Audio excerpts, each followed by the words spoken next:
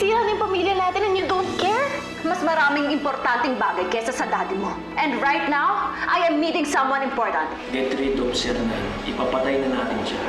Pwede ba naman si Uncle? Nasaan po si Tito Abel? Umalis. May iniwan siya para sa'yo sandali Hindi natuloy ang party. Ayoko siyang masaktan.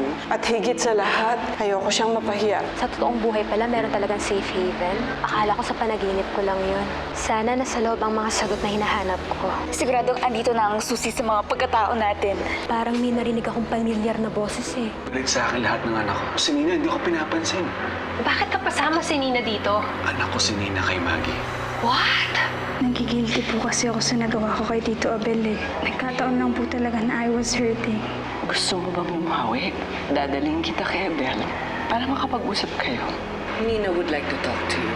Nina, I'm very sorry. Wala naman po kayong nagawa sa akin na masama eh. You've always been so good to me.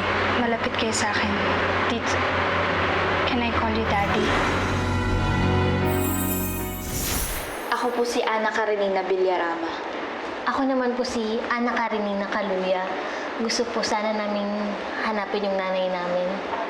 Alam niyo ba yung pangalan niya? Hindi po kami sigurado eh. Mukhang mahihirapan kayong dalawa. Maraming babaeng pumupunta ditong buntis, tapos umaalis sila pagkapanganak nila. Pero dala po namin yung mga birth certificate namin. Po. Dito po kami pinanganak ng mga nanay namin. Tapos, nung nag-imbestiga po dito yung Tito Abel namin, ang sabi po, nasunugan daw kayo.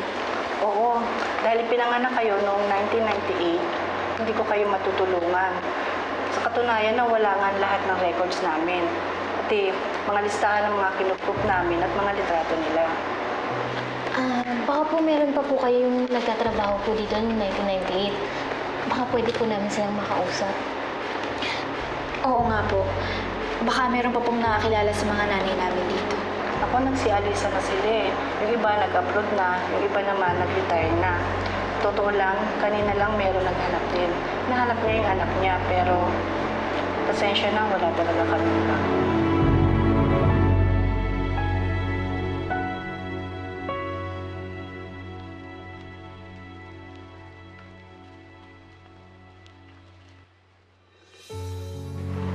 Nawawala po ang memorya ko dahil na-aksidente po ako noon. Baka po kasi taga dito ako at dito po ako nanganak. Ano bang pangalan mo at kailan ka nanganak dito? Alice Vergara po ang pangalan ko.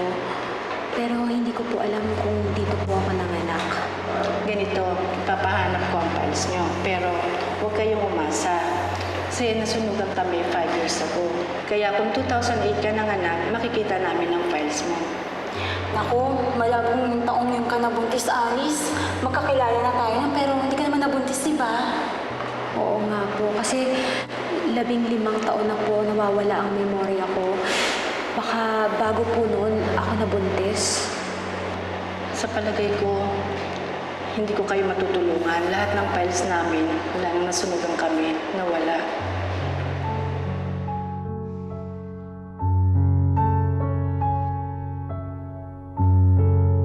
Karen, parang ayaw yata talaga ng Diyos na makita natin yung mga nanay natin. Pangalawang beses na natin itong nabigo. Una, wala tayong pera pang pa-imbestiga.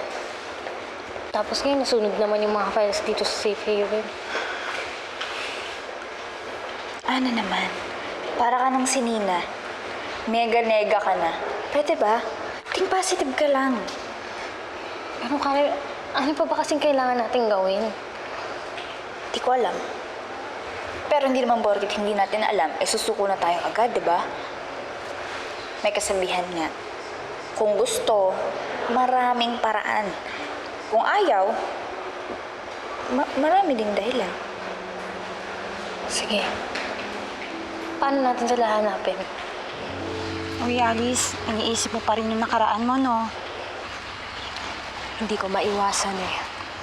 Teka, di ba talaga pamilyar sa'yo tong lugar na to? Hindi. Siguro, maling safe haven lang yung napuntahan natin. Kasi diba, nasunog yung dating safe haven. Sa bagay. Pero huwag ka na kasi malungkot, Alice. Ano Sana ayokong sumuko. Andito na rin lang naman tayo eh. Ang dami na natin ginawa. Ngayon pa ba tayo urong? Pakiramdam ko naman andyan lang sila sa tabi-tabi. Karen, malay mo, nagkataon lang na parehas tayo naghahanap. Kaya hindi agad tayo makita-kita. Pero katulad nga ng sinabi ng naisusi ko, kung magpupursige ka, magtatagumpay ka. Nag-iisip lang ako. Kasi 'di ba, ang safe haven ay para sa mga dalagang nabuntis na walang ama. Teka, ang ibig mong sabihin? Oo. Hindi kaya nabuntis ako ng dalaga ako tapos natakot ako sabihin kay ni Inay at Tay. Kaya nanatili muna ako dito pansamantala habang nagdadalang tao ako. Yeah. Sure. You know, that would make me very, very happy if you do that, Nina. I'm really sorry, Daddy. I'm so sorry. You're forgiven. You're forgiven. Kitang ibigin kahit na ilang tinig ay kaya kong tapakan kung yan ang paraan upang landas. Nina, naku, hindi niyo na po ako kailangan ihatid. Okay na po ako. Tsaka Ninang, yung sinabi ko kanina, totoo yun. Nandito lang naman talaga ako dahil alam ko may problema si Abel. Daisy, you don't have to explain to me. Okay lang yon. Alam ko namang close kay ni Abel eh. At saka mabuti naman at nasabi niya sa'yo lahat. Opo. And I understand the situation. Nagulat lang ako nung umpisa. Actually, lahat naman tayo nagulat eh. We didn't expect it. Sige po, alis na po ako. Balitaan niyo lang po ako sa developments ng mag-ama. Sure, of course. And speaking of mag-ama, tatawagan ko ang asawa ko para malaman niya yung latest development. Sige po, bye-bye, Ninang. Ingat ka, ha?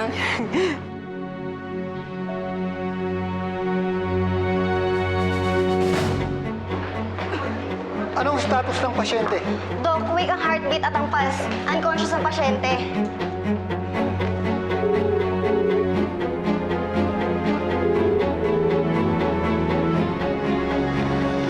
Lagay niyo ng cardiac monitor.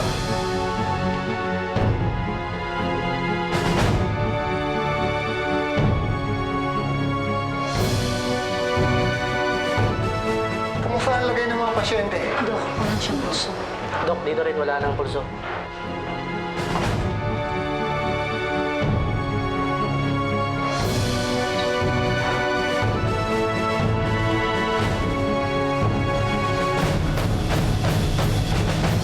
Malang Berta, saan po nagpunta sila Lola? Kasi wala po yung sasakyan nila eh. Umilis sila ni Nina. Saan po sila nagpunta? Ewan ko, hindi naman sinabi. Oh, dyan muna kahit magluluto muna ako, ha? Saan kaya sila nagpunta? Malamang nag-shopping na yun. Ganun naman si Lola eh. Mahilig kapag-shopping yung apo niya. Eh bilang hindi na tayo yung tunay niyang apo, baliwala na tayo sa kanya. Kaya iniwan na tayo. Alam mo, Karen, pakiramdam kong layo-layo sa atin ni Lola.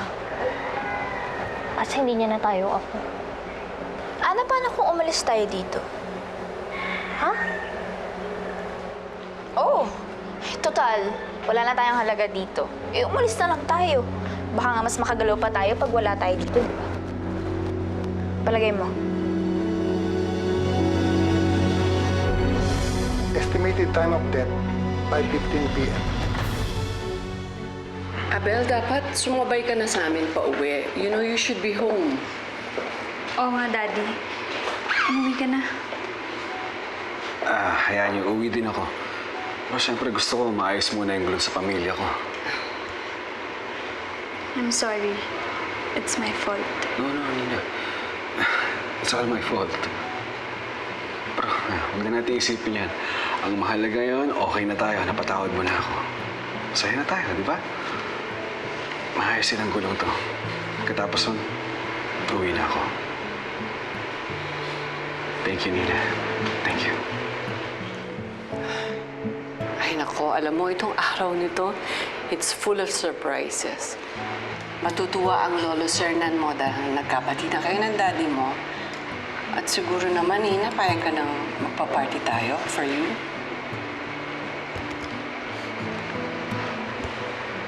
Yes, Lola. Gusto ko pong malaman ang lahat na anak ako ni Tito Abel. Ni Daddy. Thank you.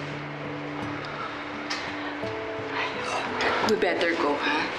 Para mabalitaan itong lolo Sernan mo at hindi ko makontak eh. Abel, ha? Mauna na kami. Sige, ate. Alright. Ingat kayo, Nina. Yep. Okay.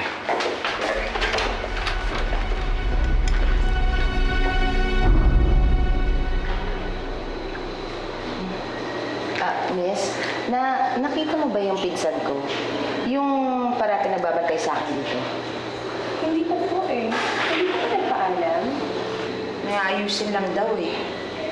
Kaso ang tagal naman bumalik. Sige, hintayin ko na lang. Pasensya ka na ha.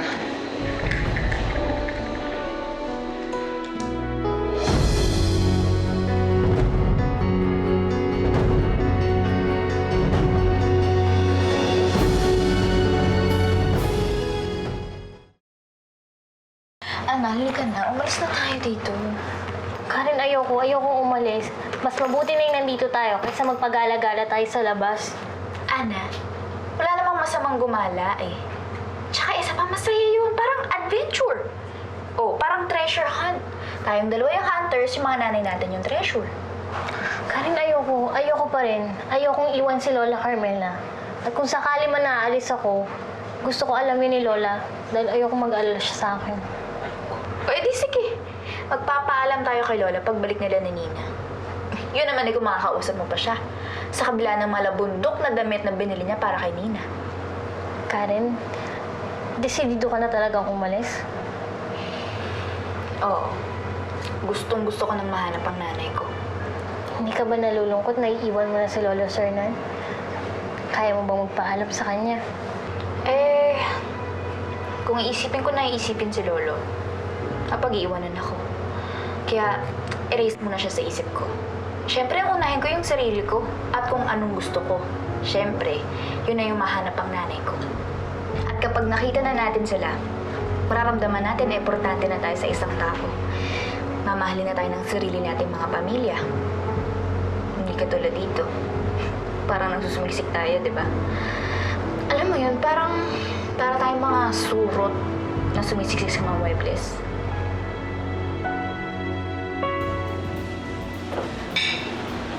Nina. Upo ka muna, Brian. Ay, sige. Sorry kailangan ko lang talaga kasing ma-share yung nararamdaman ko eh. Sobrang saya ko talaga. Ayaw mo ba mag-share kina Ana at Karen? Parang namang ayaw mong nandito ko. Hindi saya ko nga ngayon eh. Pero magkagalit pa rin ba kayong tatlo? Siguro kaya ayaw mo lumapit sa kanila. Pero teka nga, bakit pa ang saya mo ngayon? Ano nangyari? Bati na kami ni Tito Abel. Bati na kami ng daddy ko. Mabuti naman. Sabi ko na nga ba eh.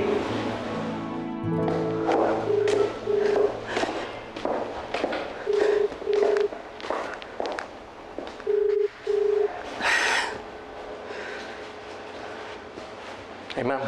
Oh, Delphine, asan ang sir mo? Ma'am, bigla na lang po siyang umalis kanina. Ha? May kausap po siya sa cellphone, pero hindi naman po sinabi kung saan pupunta. Eh, bakit hindi mo sinamahan? Ma'am, sinabi ko po na ako na lang po magdadrive, pero ayaw po niya. Mukhang kailangan po siya lang daw po mag-isa. Diyos ko, nasan kaya si Sernan? Ma'am Carmela, may mga pulis po dito na gusto kayo makausap. Mga pulis? Opo eh. Mrs. Carmela Monteclaro? Ako ngayon. May masama pong balita. Na-aksidente po yung asawa niyo. Grabe, Brian. Ang saya ko talaga ngayon. Baka mamaya hindi na ako makatulog. Baka dapat magkwentuhan na lang tayo buong magdamag. Okay lang sa akin, wala naman akong pasok bukas. Ikaw talaga. Pero alam mo kung anong naisip ko? Na-realize ko tama si Ana. Kailangan pahalagahan ko yung mga taong kasama ko habang nandiyan pa sila sa tabi ko. Panahon naman siguro para patawarin ko tatay ko, no? Oo, Brian. Kasi ang sarap sa pakiramdam eh. Pakiramdam ko nga ngayon, buo na ulit ako eh. Alam mo, buong buhay ko, pakiramdam ko parang may kulang sa akin. Hindi kasi expressive yung adoptive parents ko eh. Tapos nalaman ko pang ampun ako. Tapos nung nakilala ko na yung totoo kong pamilya, nalaman ko naman anak ko sa labas. Nina. Pero ngayon alam ko na yung lahat. At tanggap ko na yun, Brian. Parang kompleto na ulit ako. Tsaka naisip ko, hindi na rin ako dapat maging emo ngayon. Kasi matagal ko nang hinahanap, nakita ko na. Nalaman ko na yung nakaraan ko. Kaya mas naiintindihan ko na yung sarili ko. Oo nga, kaya think positive ka na. Tsaka lagi kang mag-smile kasi bagay sa'yo yun. Alam mo ba, pag nakangiti ka, ikaw yung pinakamagandang babae sa buong mundo.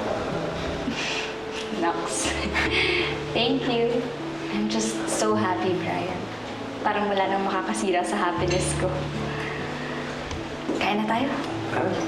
Sorry, pinawasa ko na eh.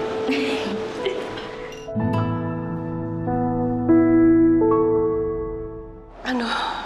Na-aksidente si Sernan? Opo.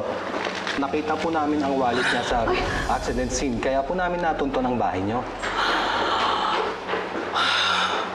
Sinabi mo si Lolo? Nasa hospital na siya ngayon. Alberto! Ma'am, ay, Lola, Adri. Naku, teka. Naku, tubig. Nakukuha ko. Ma'am, Adri. Iga niya si Lola. Lola.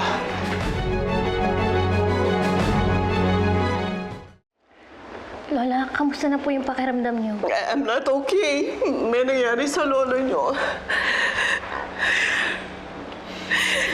Kailangan po na ako. Asawa ko. Teka, hindi niya pa po kaya, Hindi, Lola. kailangan ko siya puntahan. Kailangan niya ako eh. Lola, okay lang po ba kayo? Kaya niyo na po ba? Ana, kailangan kayanin ko. Sasama po kami. Sasama na po namin kayo doon. Tayo na. Lola, tatawagan ko po si Daddy ha. Sabihin ko po yung mga nangyari. Sige na.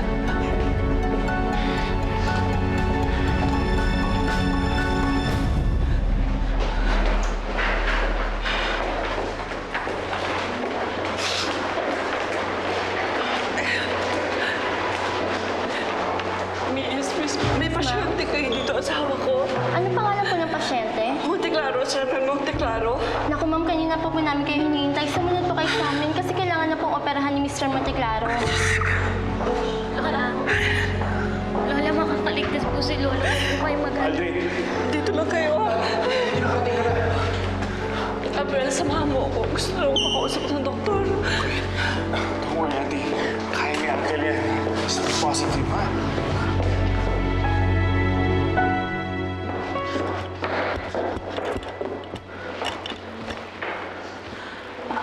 Manang Berta? Bakit walang katao-tao? At saka saan niyo dadalhin yung mga yan? Ma'am, nasa ospital ho kasi si Sir Sernan. Na-aksidente daw po. Kaya sabi po ni Sir Abel, ayusin daw po namin ang mga gamit ni Sir para madala sa ospital. Ano? Si Uncle Sernan na aksidente? Opo, ma'am. Anong nangyari? Hindi po kami sigurado, ma'am, pero sabi po ng mga pulis kanina, bumangga daw po yung coaching minamaneho sa truck eh.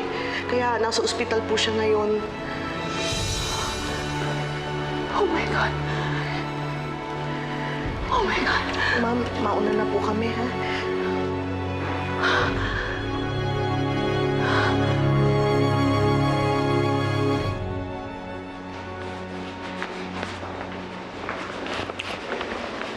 Karen, kain ka muna. Ana, hindi na tayo aalis. Hindi ko iiwan si Lolo. Gusto kong magalit sa sarili ko. Dahil ginusto kong iwan si Lolo. Ang ing-ing-ing ko talaga. Karen, yan. Okay lang yan. Ang importante, hindi natin iniwan si Lolo. Pati si Lola. Ako, yun yung dalawa. Hindi naman kayo mga tunay na apo, diba? Kung makare-react kayo dyan, akala nyo. Alam, pwede ba? Pigilan mo na kami. Na-aksidente na nga si Lolo eh.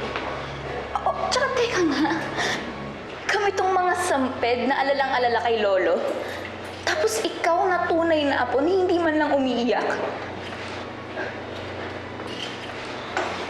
Ibig sabihin nun, wala sa dugo ang pagmamahal, Carla. Sa puso.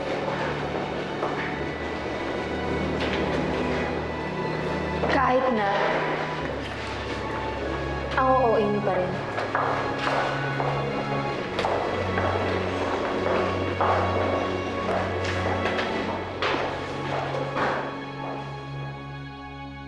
Ang sabi po ng driver na nagpagewang-gewang daw po ang kotse ng asawa ninyo, kaya sila mismo ang sumalip sa truck. Pero hindi naman reckless driver ng asawa ko eh. Sir, sabi niyo ho kanina, may kasamang teenager si Uncle Sernan.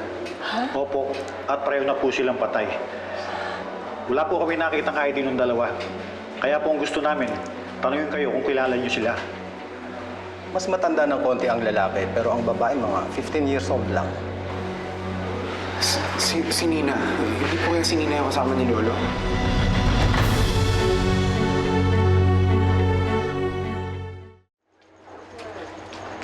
Oh, Doria!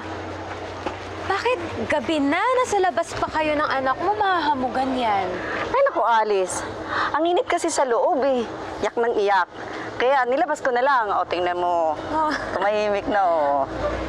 Gusto mong buhatin si Cecilia? Pwede ba? Oo naman. Sige. Hello, baby. Oh.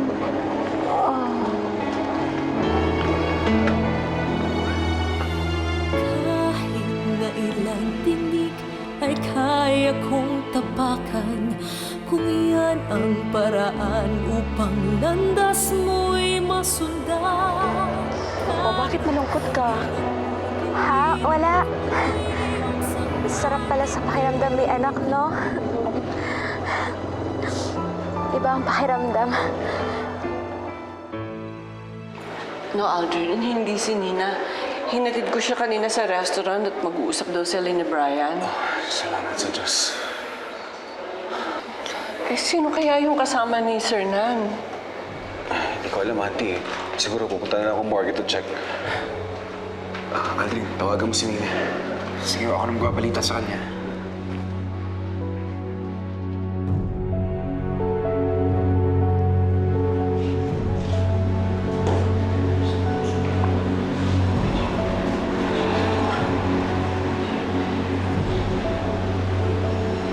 si Lolo na aksidente. Nasa ospital siya ngayon. Gusto mo samahan kita, Nina?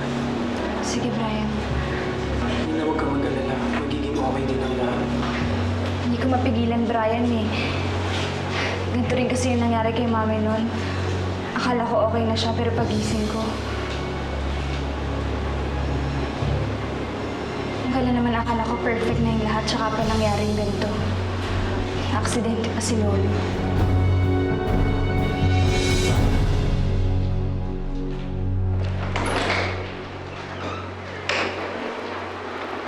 Sir, sila po yung mga namatay kanina sa car accident.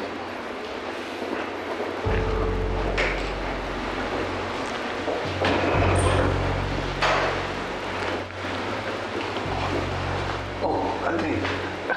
You don't have to come here. It's okay, Dad.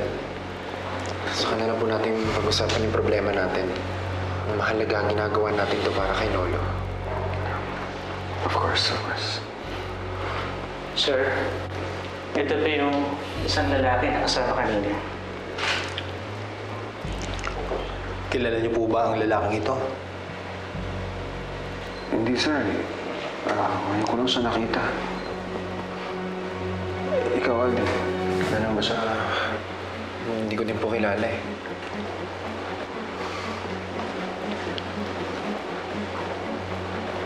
Sir, ito po yung isang babae na kasama ni Mr. Monteclaro.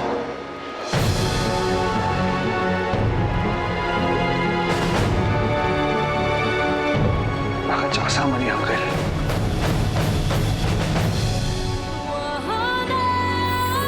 Paano ko pa malalaman kung nagkaanak na ako dati? Bukas, papatingin na ako sa doktor. Alice, saan ka pupunta bukas? Nay. Doc, I have good news and bad news for you. She survived the operation. The downside, na-stroke siya habang ginagawa namin ang operation. Hindi mo natin malaman kung anong magiging epekto ng pagkaka-stroke niya kanina. It looks like wala na tayong dapat gawin. Mukhang kinakampihan tayo ng lang. Huwag kang kampante, Ruth. Hindi pa patay ang uncle mo na aksidente lang. Auntie, siguro kailangan niyo na magpahinga. Baka mamaya kayo naman magkasakit eh. Salamat, Ruth. I really appreciate this. Basta may kailangan po kayo, Auntie. Sabihin niyo lang po sa akin, nandito lang ako. Magdasal ka na hindi siya makapagsalita. Dahil kung oo, lagot ka pa rin. Oh, Nay? Sir Ben. Oh, Nay, alam mo ba kung bakit magkasama si Angel at si Uncle?